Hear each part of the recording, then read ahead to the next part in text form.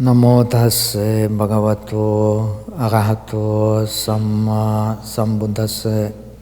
Namo tassa bhagavato arahato samma sambuddhassa.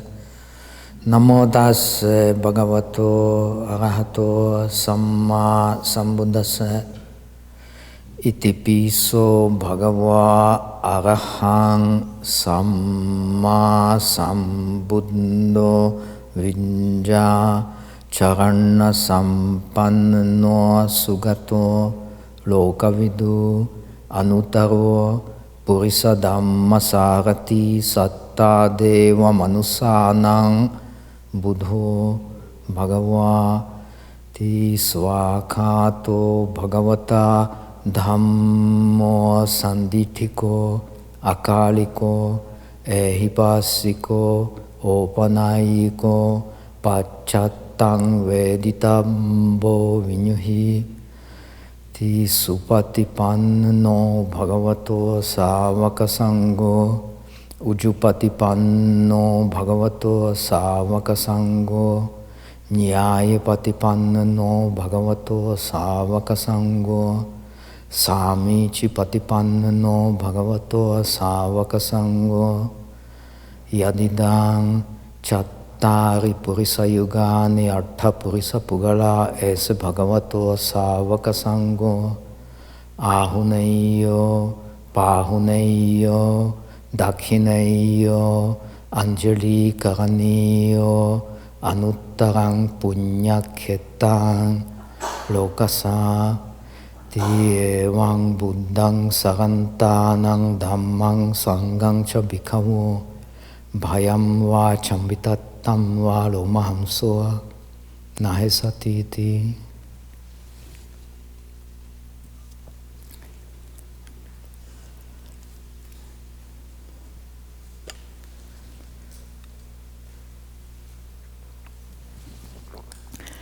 So in this retreat, I am glad to say there are some participants trying very hard and experiencing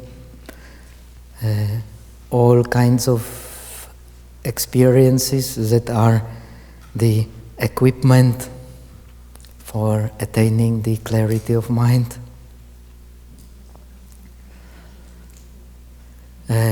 So yesterday we have been speaking, and the day before yesterday we have been speaking, started speaking about the progression in the mastery of the attainments.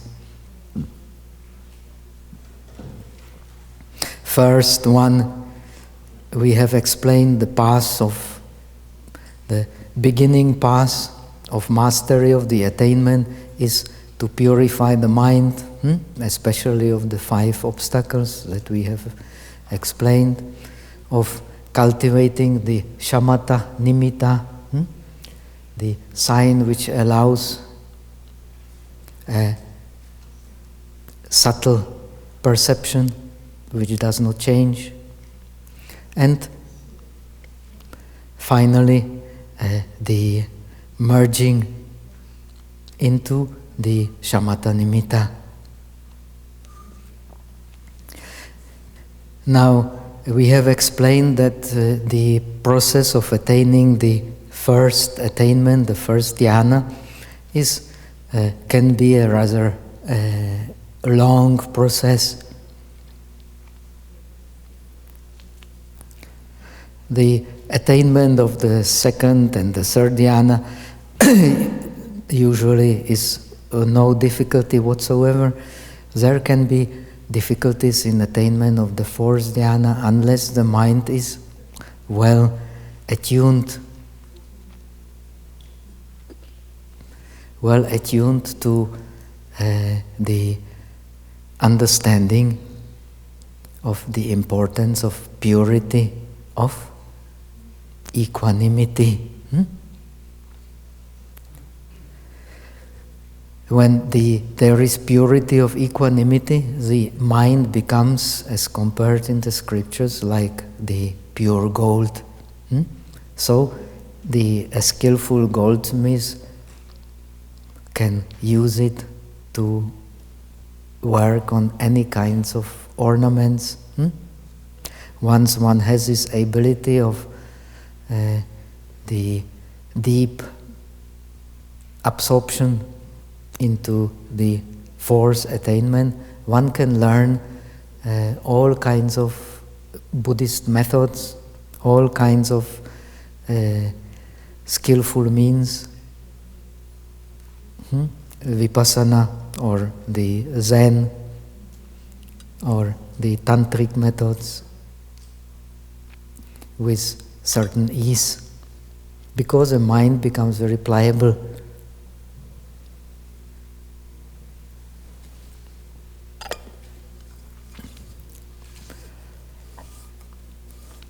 So we have explained that the key for the understanding of the process of attainment is the vitarka, which is translated into English due to lack of better understanding as applied thought. But this applied thought is a rather vague meaning.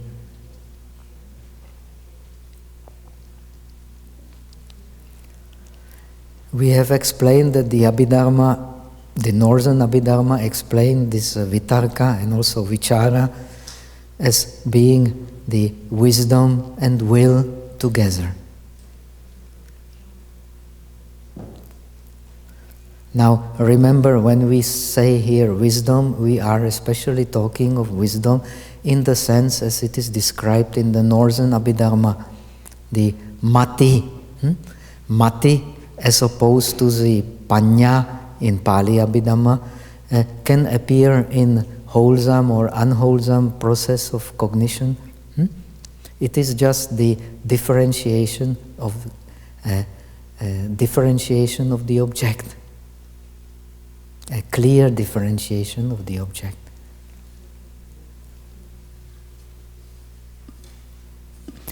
So this vitarka, or applied thought and sustained thought, can also appear in wholesome processes of mind and also can appear in unwholesome processes of mind.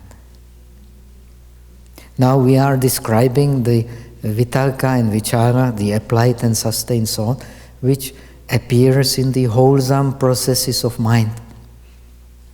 These wholesome processes of mind, we have already explained yesterday, are governed by mindfulness and wholesome feelings.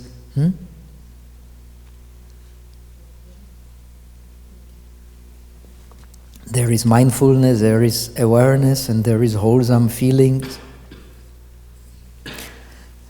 That's the condition that applied and sustained thought will then maintain the mind on the meditation object. We are never tired of emphasizing that the meditation object in the yoga is called karmasthana or kammathana in Pali, which means the place of kamma. Kamma here means effort.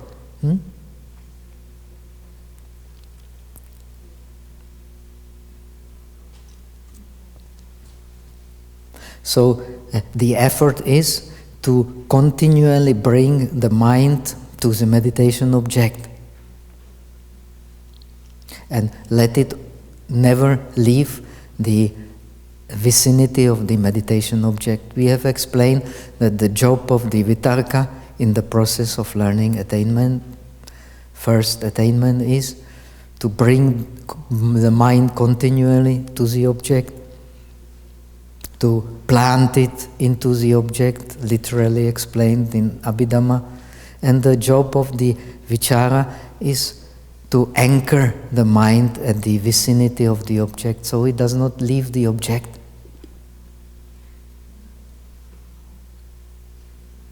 We have explained that the taste,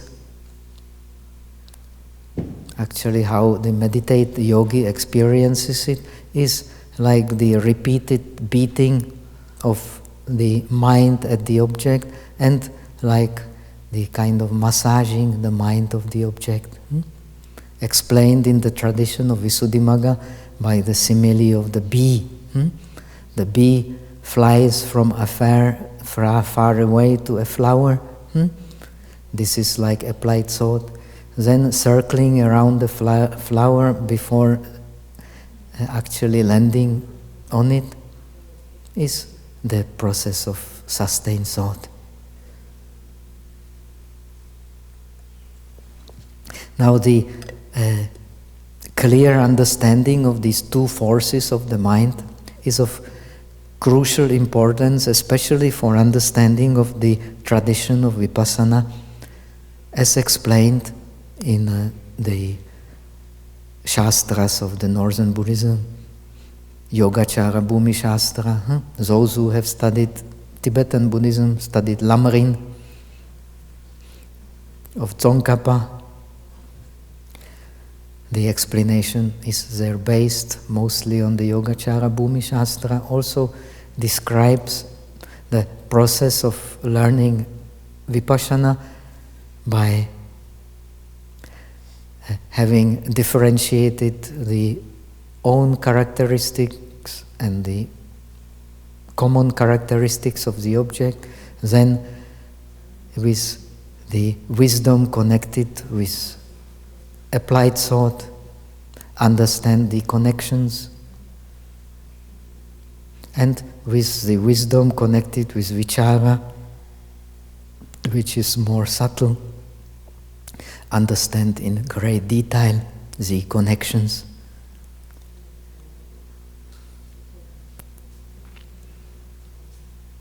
It is only by understanding the connections that finally between the object and the mind, between the different mental factors,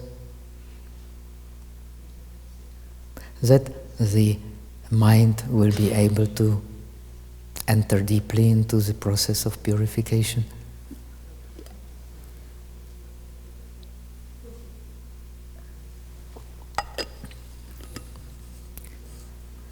And process of purification, we have yesterday explained, is nothing but the process of viraga, detachment.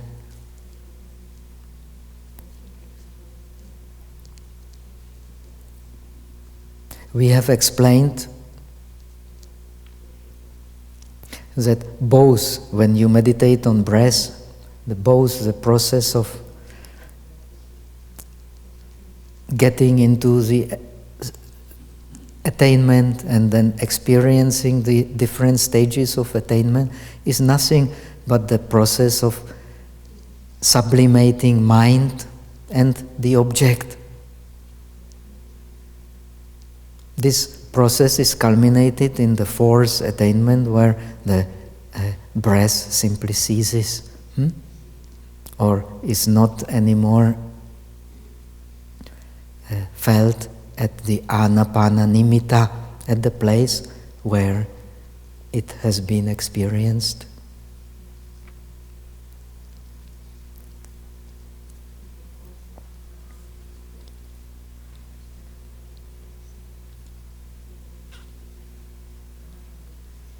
Because these forces of applied thought and sustained thought are so important, among the many divisions of samadhi, we have the division of samadhi with applied and sustained thought, with sustained thought but without applied thought, and without applied and sustained thought. All these forms of samadhi has to be experienced deeply and thoroughly understood.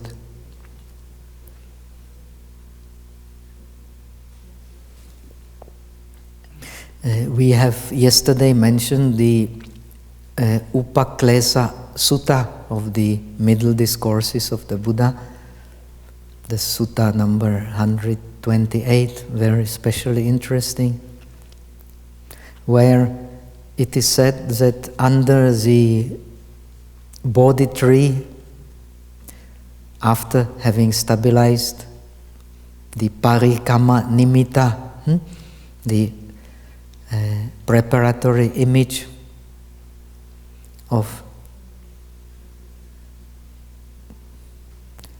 necessary for learning the supernatural powers.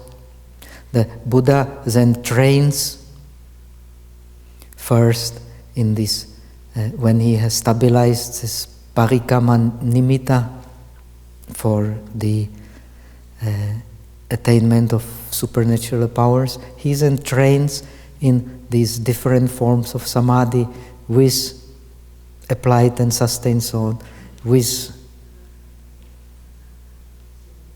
sustained but without applied thought, and without applied and sustained thought, with happiness and with happiness which is connected with joy, with happiness which is not connected with joy.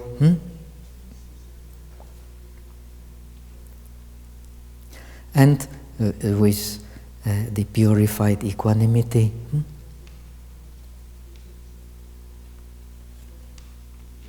That means without happiness and joy.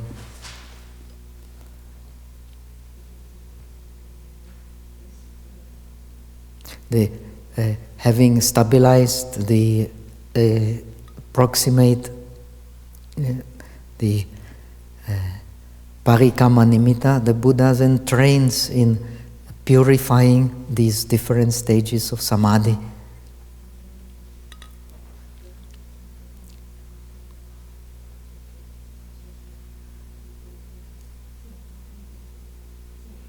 And he, having succeeded in purifying these different stages of samadhi, he then uses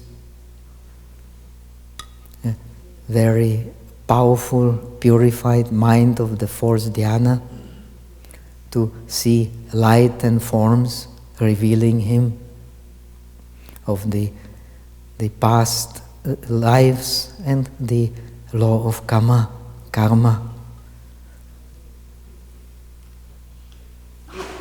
He was able to see with utmost clarity because he has the complete purification of these different states of samadhi. They are not hindered in any way whatsoever. So this complete mastery of these different kinds of dhyanas or samadhis, they are the privilege of the Buddha. Even the Moggallana, Sariputta, Revata, Anuruddha, who were great experts in the mastery of attainments, they are no match whatsoever for the purity of attainments of a Buddha.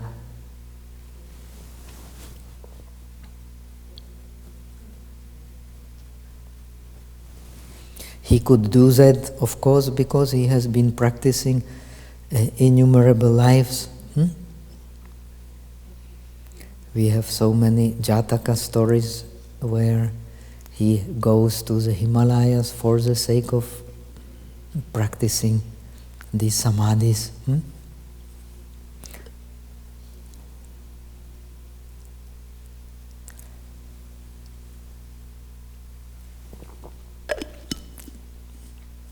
So, in the first attainment, it is then, as we have explained, it is the applied and sustained thought which brings the mind to the object. The base of that experience is then the whole one-pointedness of the wholesome mind, and the benefit or the immediate benefit of that experience, that means the happiness here and now, is the joy and happiness that one experiences.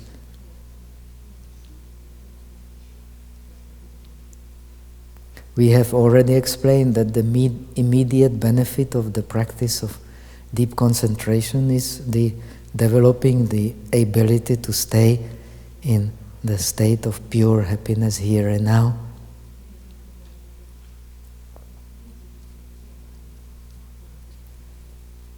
This ability, when developed, will then certainly have the power of changing the personality. Personality means habits, of course. In Buddhism, we don't believe in the self, ourselves is our habits. The personality is nothing but the habits. And if one believes in the truth of Buddha's teaching, these habits have been developed for innumerable lives.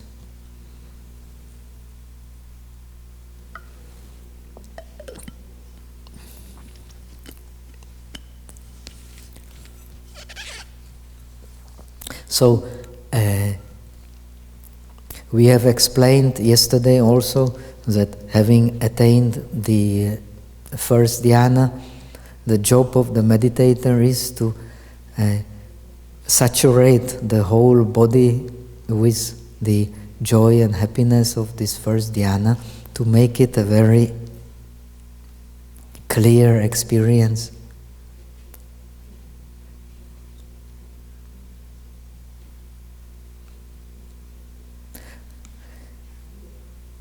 The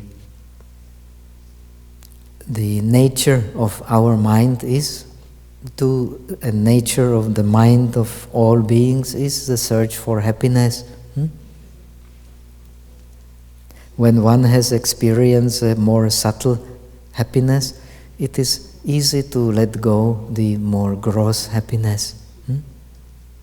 And yesterday we have mentioned that the process of liberation is explained in the scriptures, not in one sutta, but quite many suttas, as a process of experiencing more and more subtle happiness.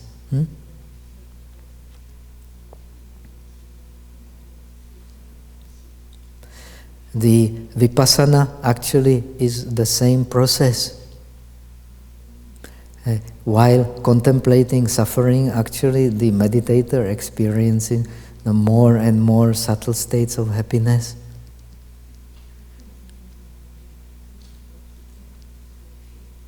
As the mind becomes purified. How does the mind become purified? By the same process as in Samatha, by detachment.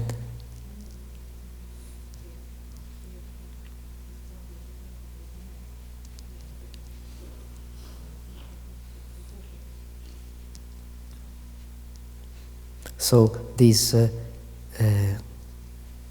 both the process of learning shamatha and vipassana with the help of the breath, both are nothing but the process of purification of the mind in the sense of sublimation of the mind and the object by experiencing higher and higher stages of shamatha and vipassana.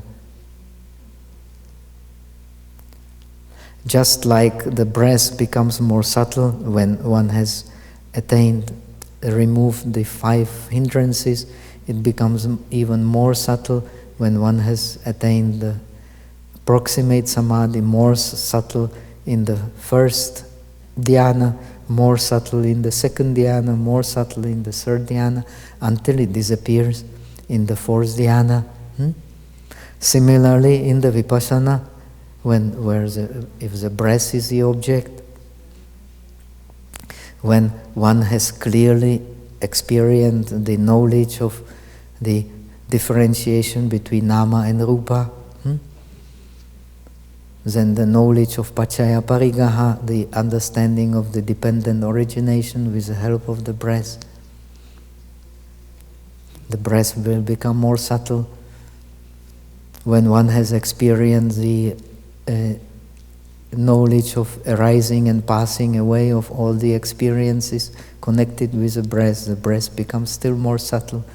When one experiences and no more due to ripening of Vipassana, no more arising, only disappearance. The breath becomes still more subtle, until one attains the knowledge of the equanimity towards all the formations, where the breath becomes still more subtle.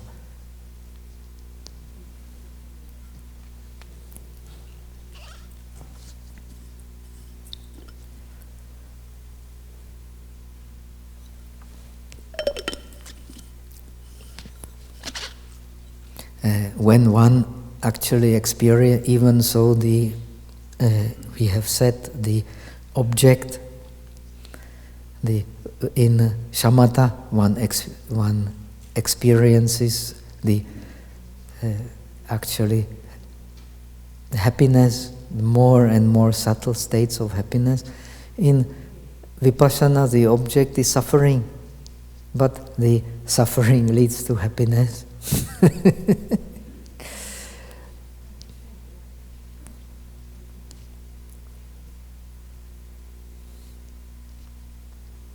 And that happiness is in a way more subtle than the happiness of shamatha.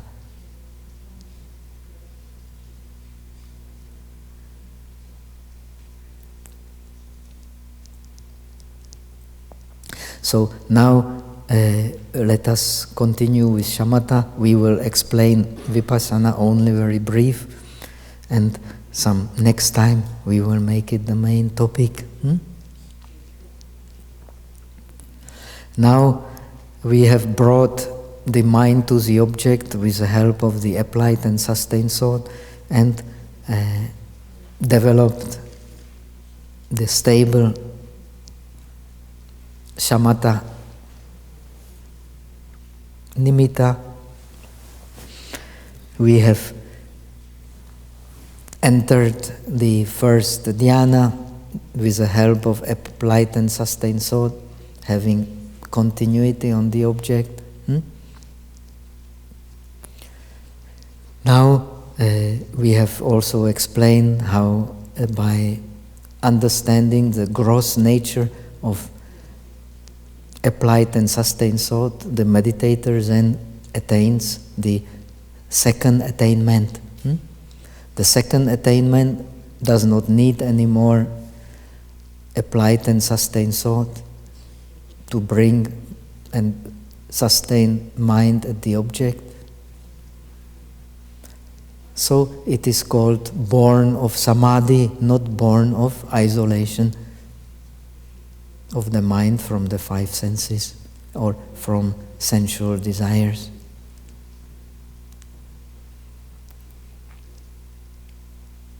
So here it is not the applied and sustained thought which brings mind to the object, but it is this adhyatmika prasada, the nature of which is conviction, lucidity.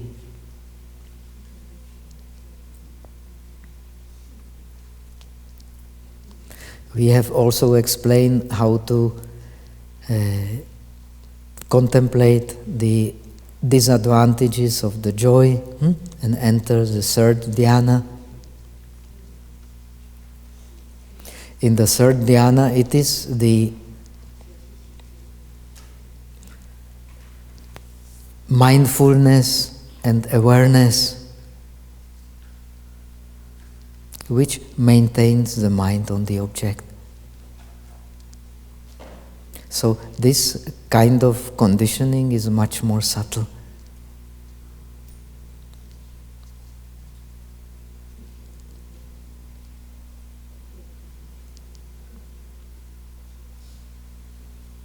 So the meditator experiences in the third dhyana the perfection of happiness.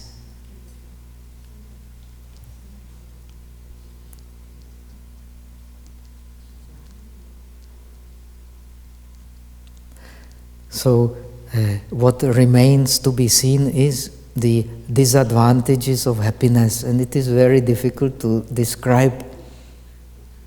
Why? Because, of course, one practices shamatha for the sake of happiness, and the higher attainments are connected with more happiness.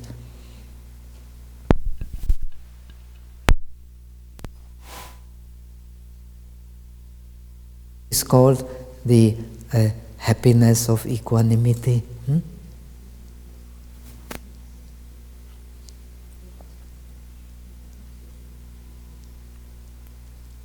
The happiness of equanimity actually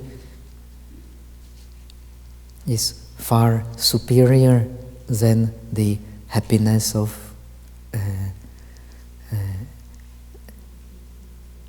without purified equanimity. In the fourth dhyana, the equanimity becomes purified.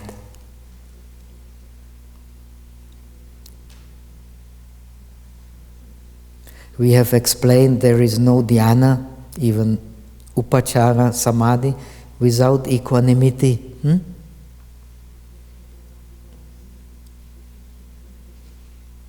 We have explained that there are two kinds of equanimity in Buddhism to be distinguished very clearly.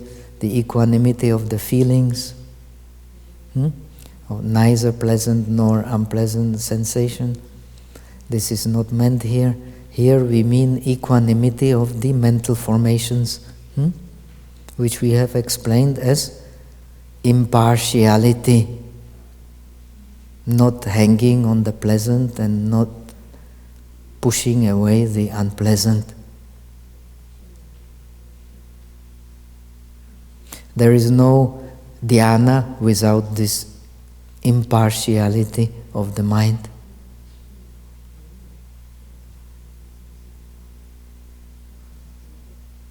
But this impartiality of the mind becomes only purified in the fourth dhyana.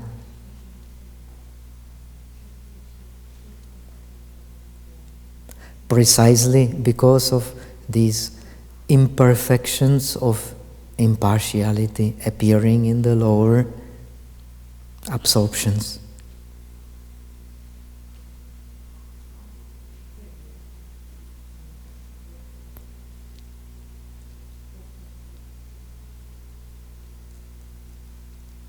The greatest obstacle to impartiality of the mind precisely is a feeling.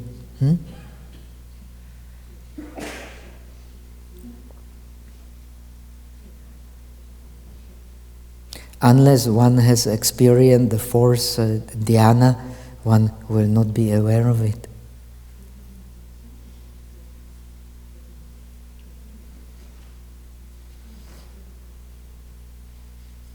This fourth dhyana has very often been mistaken for the state of nirvana. It is called Pi-Fen Nyepan, similar to nirvana, precisely because of this purity of equanimity.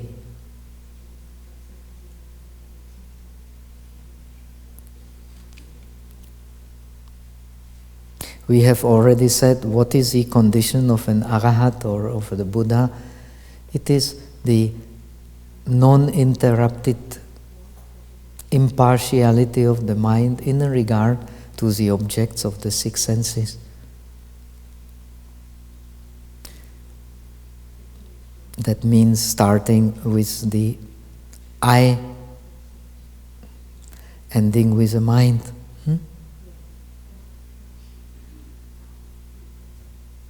Because the arahats and the highly realized bodhisattvas and the Buddha, they have always pure impartiality. Therefore, there is no place for defilements in their mind.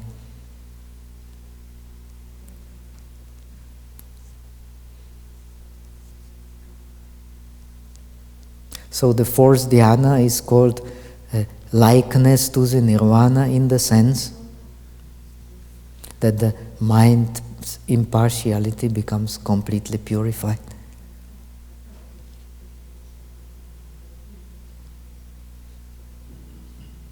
Actually, the state of samsara is nothing but the bondage of the feelings, nothing else.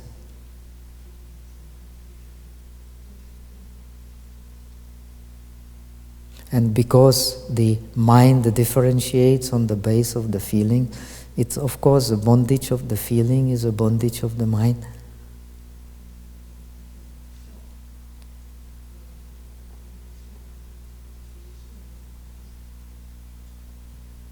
So, what is the condition of the Buddha or of the Arahat? The no feeling.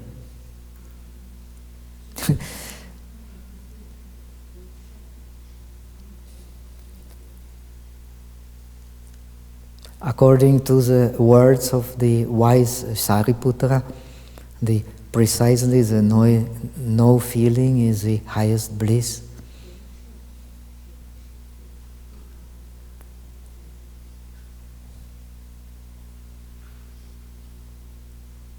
It does not mean that a realized person does not feel anything.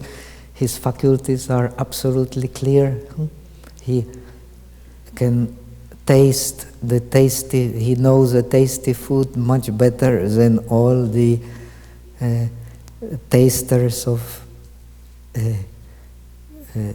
professional tasters, but he is not attached.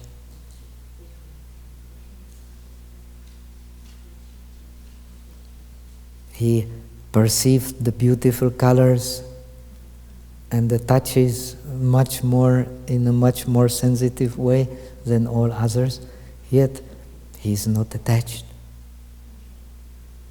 He also experiences physical pain, but he does not struggle to push it away. This is called no feeling.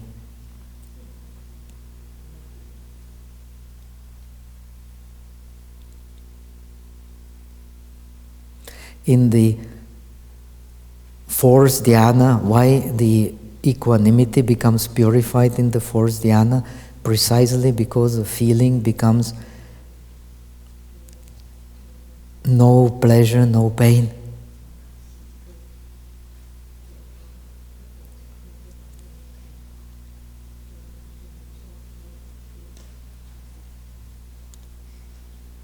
In the other lower jhanas, of course, the feeling is that of pleasure.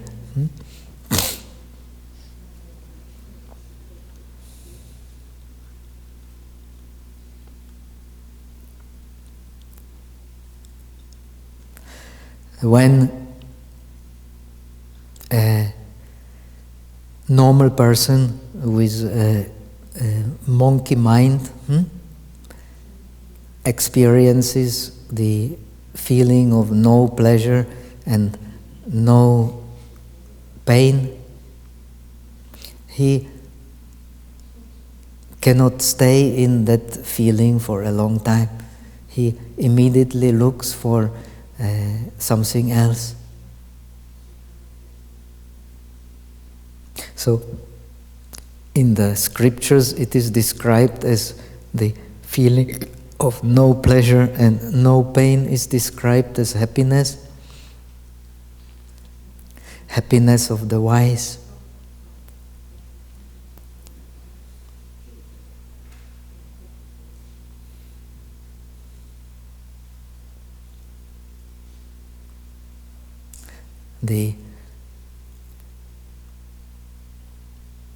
This feeling of no pain, no pleasure is described in Abhidharma by a very nice simile to understand it.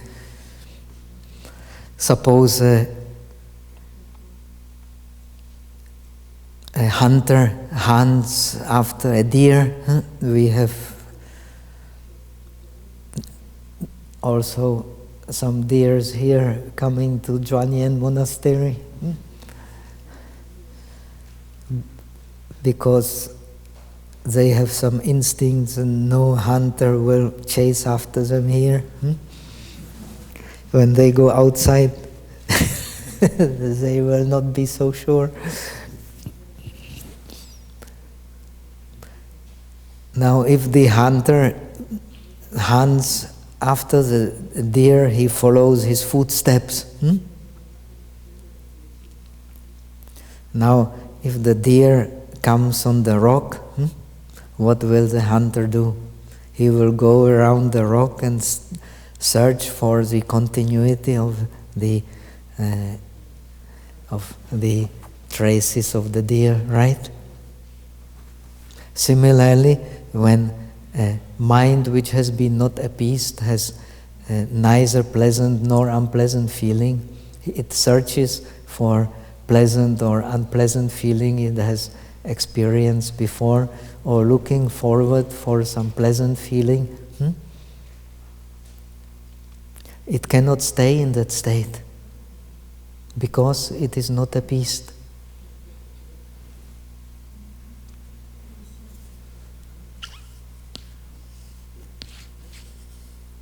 Only the mind which is appeased can which is not deluded, can actually stay in that condition.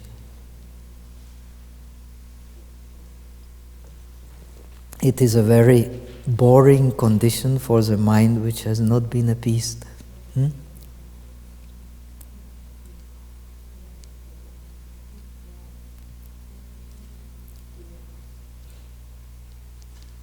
So, in the fourth dhyana, one experiences the happiness of that feeling which is neither pleasant nor unpleasant, and experiences it as much more subtle happiness than all the happinesses he has experienced before.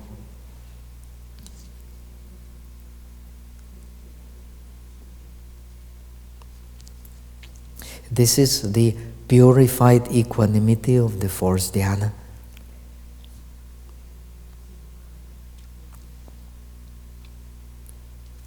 Accompanied by the neither pleasant nor unpleasant feeling.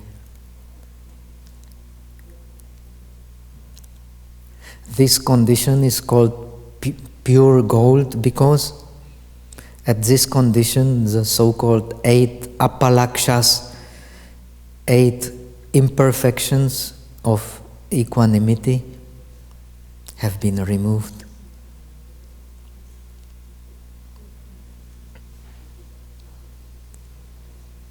And which are the 8 imperfections of equanimity?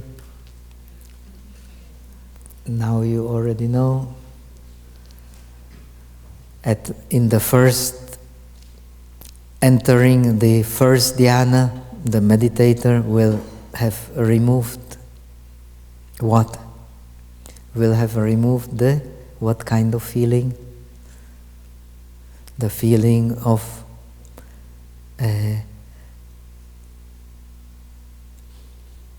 mental unhappiness.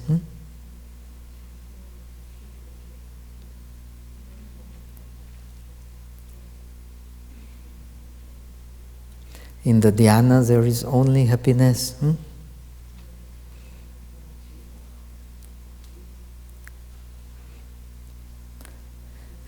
Entering the second dhyana, which removes the vitarka and vichara, the unhappiness of the mental factors, which is closely connected with the body.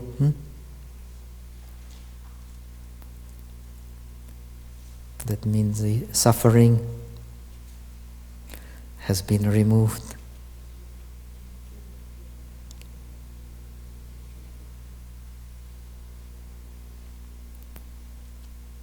In the third dhyana,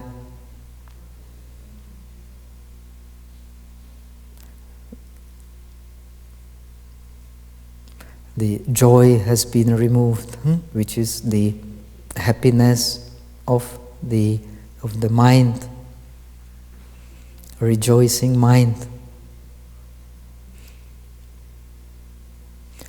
And in the fourth dhyana,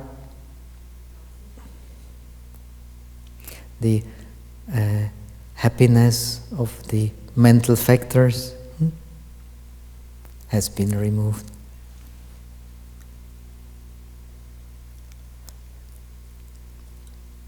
And in-breath and out-breath. So, 4 feelings have been removed, the applied and sustained thought has been removed, in-breath and out-breath has been removed. So, the meditator stays in the state of perfect balance of the mind.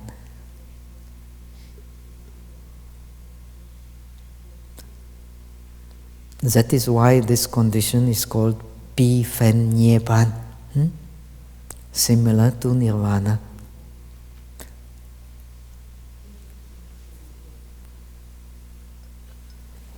Yet,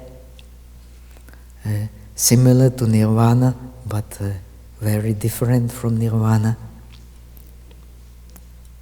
because the object is the worldly object.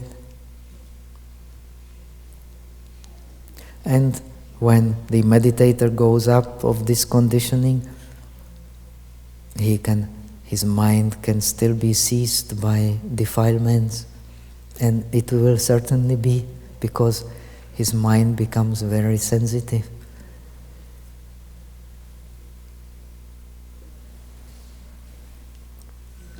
Only sensitive mind sees defilements very clearly.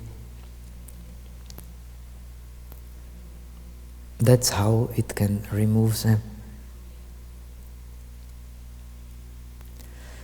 Those who do not practice meditation do not see the defilements clearly, so they have no way to remove them. Please always contemplate this. So, seeing the defilements is not at all a bad thing. Unfortunately, the many meditators who are not clear about the meaning of the meditation become very depressed, experiencing all kinds of defilements, all kinds of obstacles. But they do not understand the real teachings of the Buddha.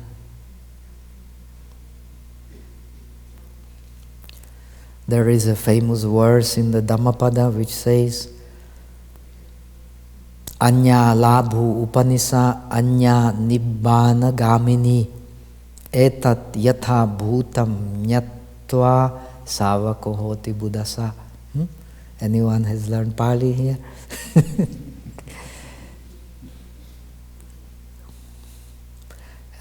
There is a different way for the worldly gain, and there is a different way for liberation of the mind, for nirvana. When one sees this very clearly, one becomes the disciple of the Buddha.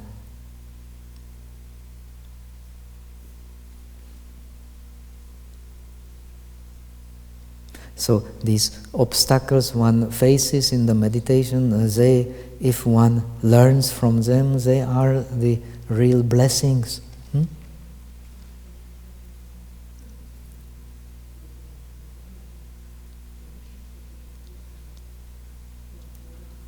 If one does not understand them, they cannot become blessings. So one can meditate for years and years, and one will not be clear about the meaning of the meditation.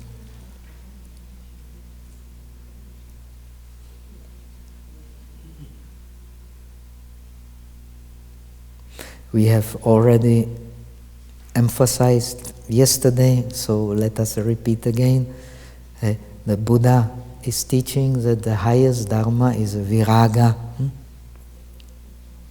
Etat agam dhammam bhikkhave yadidam viragam.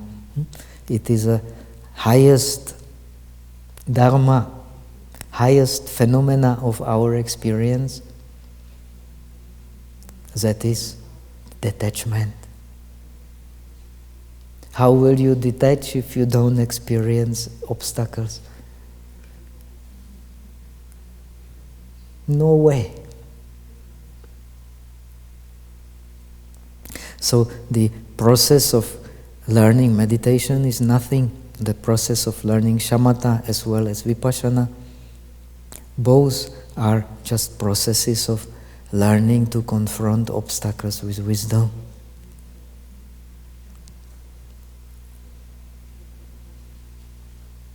By understanding these obstacles rather than trying to push them away by force.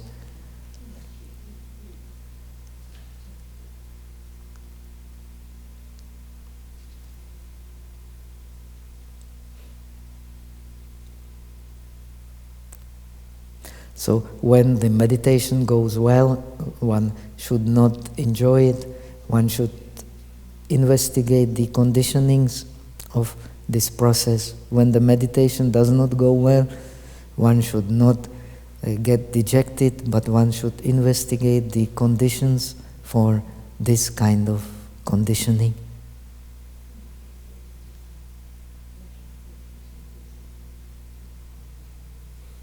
Only then one will be able to understand that Buddhism, what the Buddha has discovered under the Bodhi tree, is the dependent origination.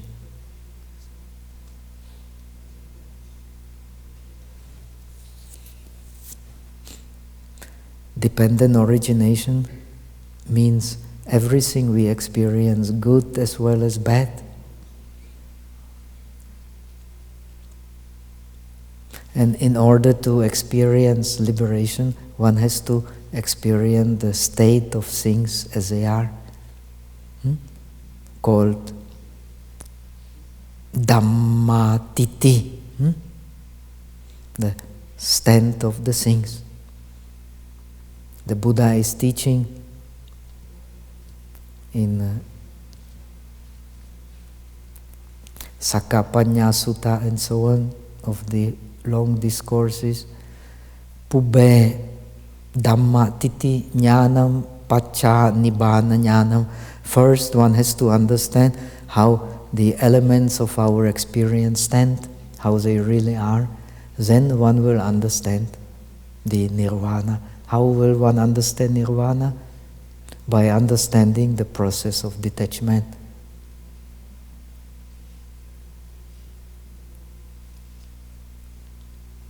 By pushing away the unpleasant experiences, one will not understand the process of detachment.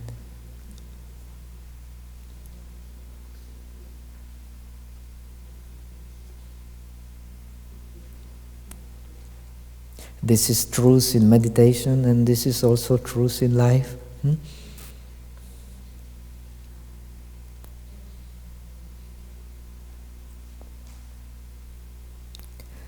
Only when we see this very clearly, we will understand the meditation in the sense of the perfection.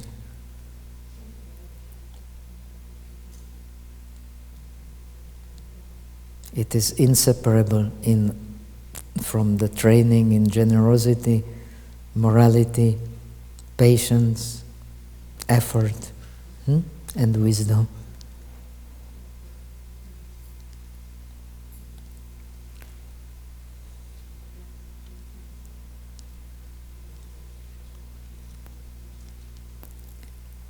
So,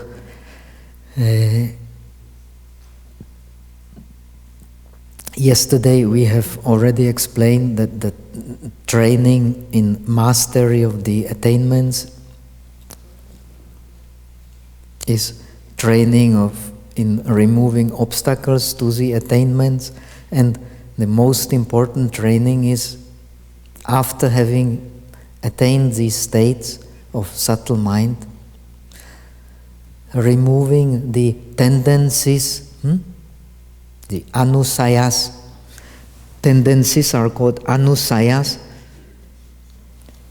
because they are attached to the mind even after one has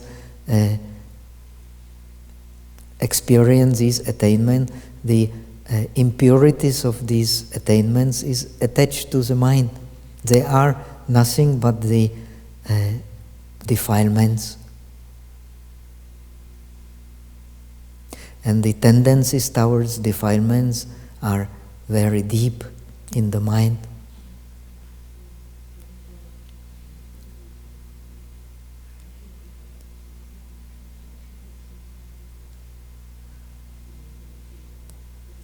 The path of the Bodhisattva is precisely the thorough understanding of these tendencies towards defilements, rather than hurrying up in uprooting them.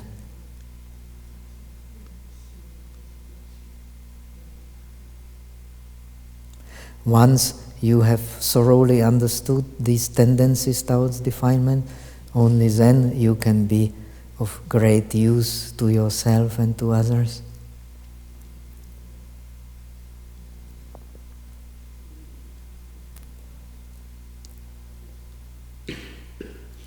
The tendencies towards defilements dwell in the deepest levels of the mind.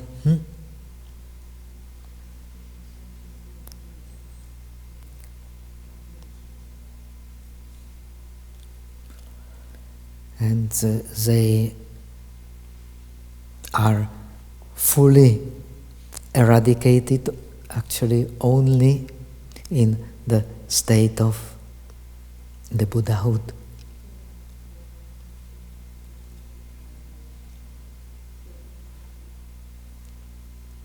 The karma of an arahant will not be influenced by these subtle tendencies to defilement.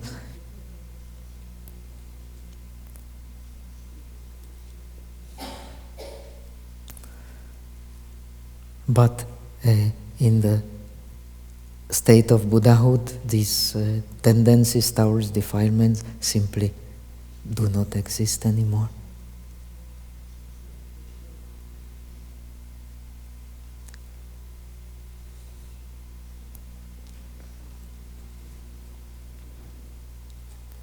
So it is very important to see this training in these different stages of the subtle mind,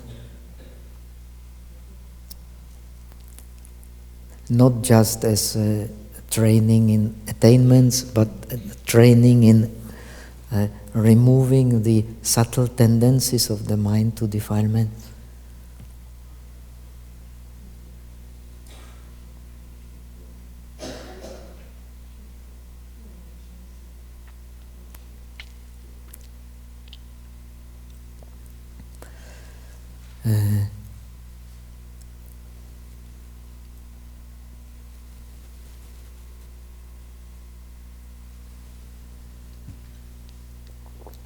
These subtle tendencies of the mind towards defilement, they are also called Vasanas.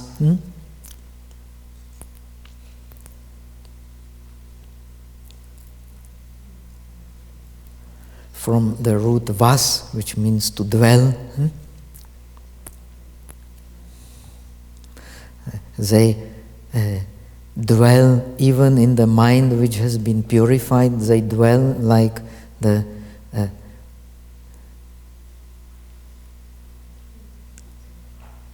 suppose you have washed the cloth and becomes completely white, and you put it in the wardrobe with some smell.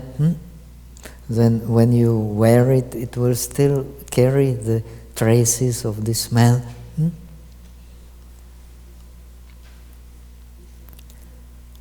So the mind, which has been for a long time kept in the wardrobe of the samsara, is always has, even after it has attained the liberation, it has still these traces of the fragrance of the samsara.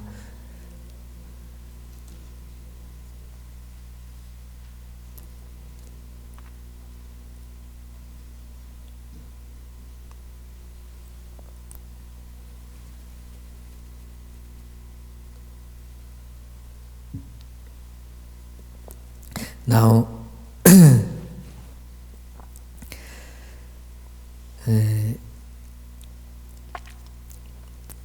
we have said that we should explain also that the process of mindfulness of the body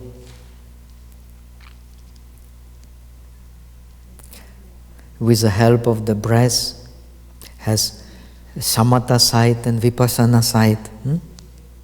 The Samatha side we have now explained.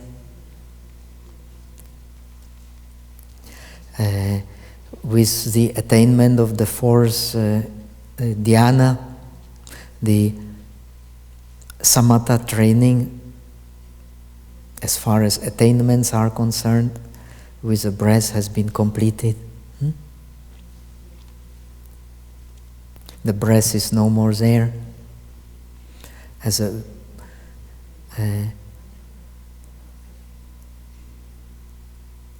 object to be experienced at the nostrils, but of course there will be still rests of the breathing in the lower abdomen. That is not, however, very slight.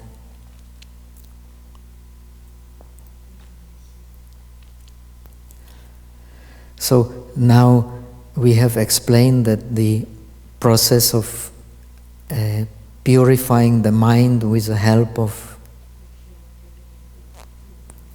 meditating on the breath, the shamatha part is explained in Theravada tradition by 4 steps and in the Northern tradition by 3 steps.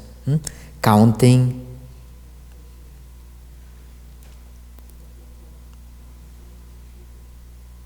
following, touching, and fixing. Fixing is the process of sublimating the mind and the sublimating the breath.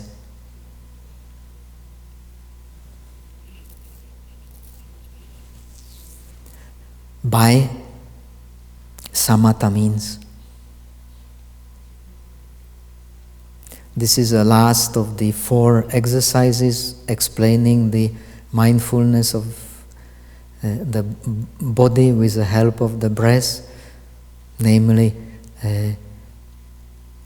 pasambayam kaya sankharam asasisamiti sikhati, pasambayam kaya sankharam pasasisamiti sikhati. I am learning to make my bodily formations, which is nothing but breath, more and more subtle while breathing in and breathing out.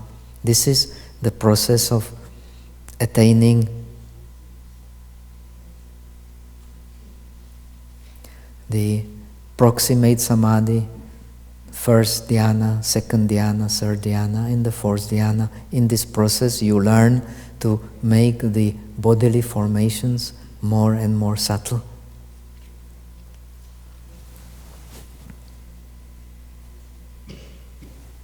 We have explained that in the Northern tradition, in Abhidharma Kosha and so on, we have only 3 steps, no touching.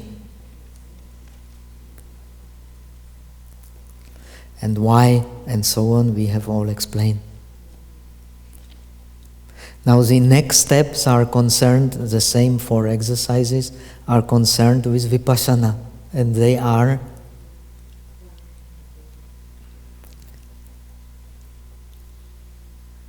Upalakshana, Vivartana, Vishuddhi Jnanam.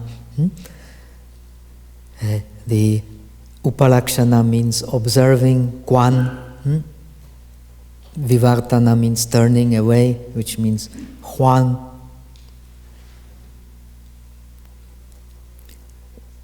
Parishuddhi means Chinting, purity. And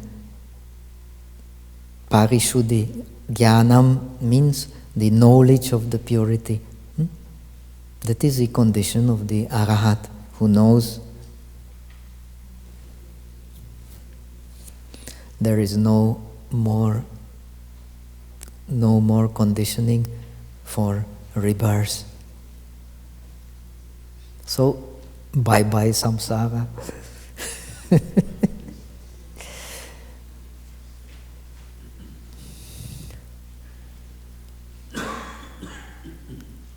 Bye-bye mental suffering.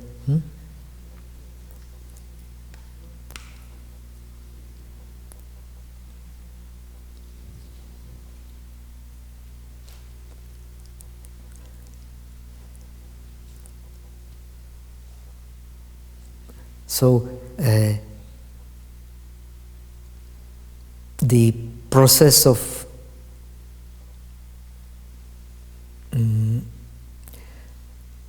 Vipassana in the Theravada tradition, now let me explain with the help of the Theravada tradition, is explained by 3 kinds of parinyas, 3 kinds of sorrow understanding.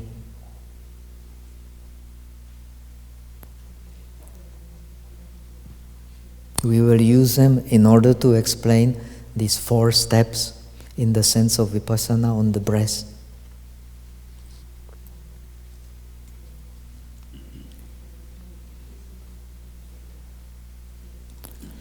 Upalakshana, the first step, means observing.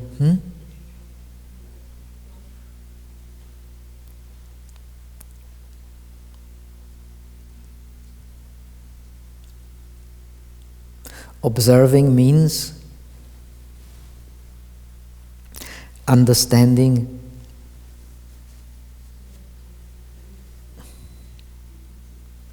the breath as being the part of the body, as being composed of the 4 elements.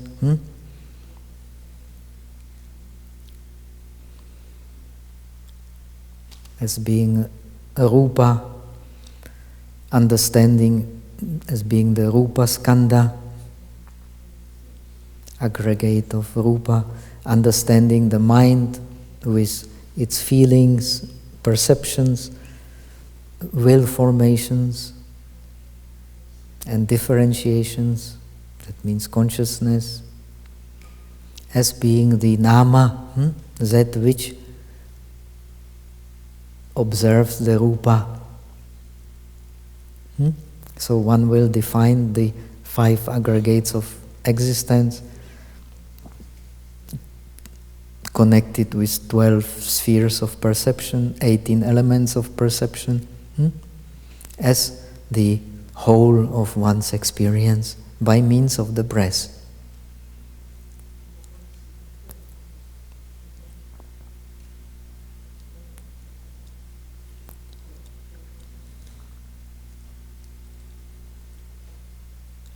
Then, having understood by means of the breath the 5 aggregates of existence as being the whole of one's experience, one will then study their own characteristics.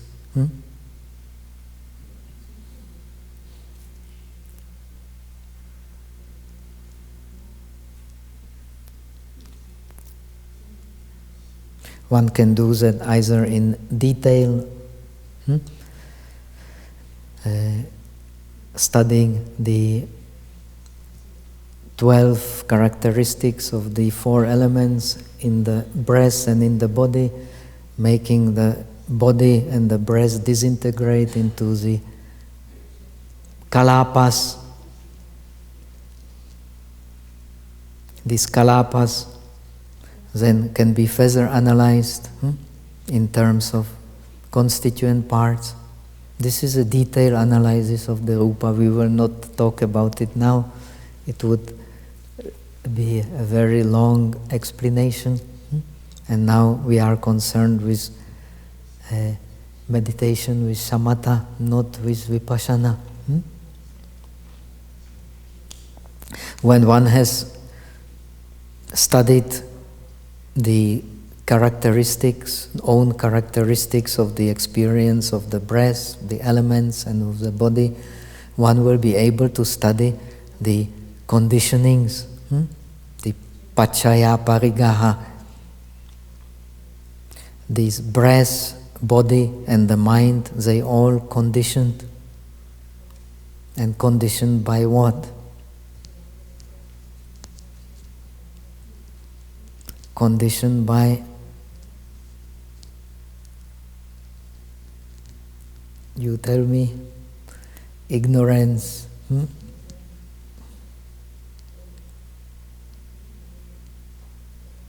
desire, karma,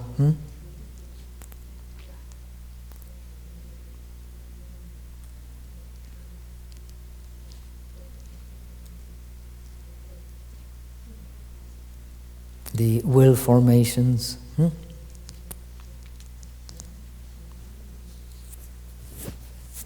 So that is how one will detach from the breath and from the body which is based on the breath.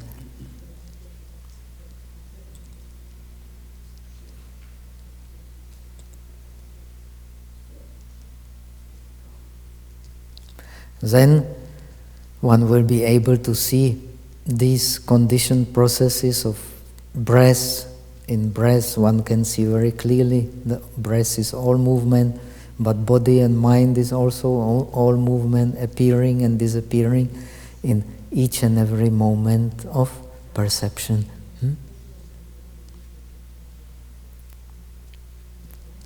So the first complete knowledge will be completed when one sees jnata pariññā, the objects of knowledge.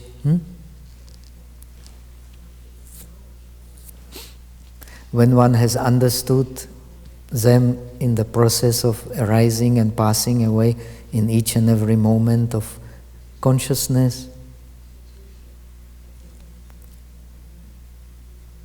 one will have realized the second sorrow knowledge, the sorrow tirana pariññā, the knowledge in the sense of investigation.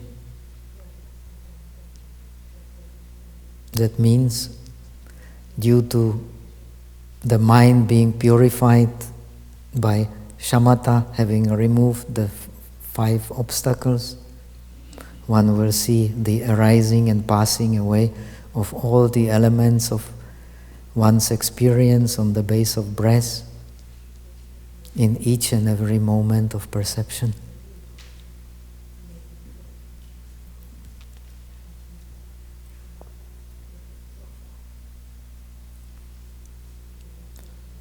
So one will see all in one's experience in terms of impermanence, suffering of impermanence, and selfless nature of impermanence. That's why one can experience happiness in impermanence when one sees the selfless nature of it.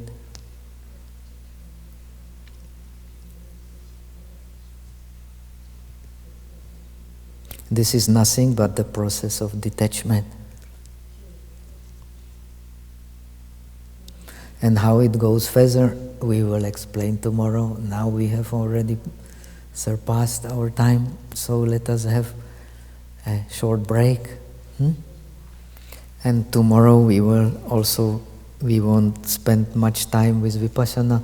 We go directly back to shamatha and explain the other aspects of the training in concentration, in terms of other objects and in terms of the formless attainments. And if we have time, also in terms of the different aspect of the training, the 8 liberations, the 8 spheres of overcoming. And finally, we touch a little bit on the training in supernatural powers.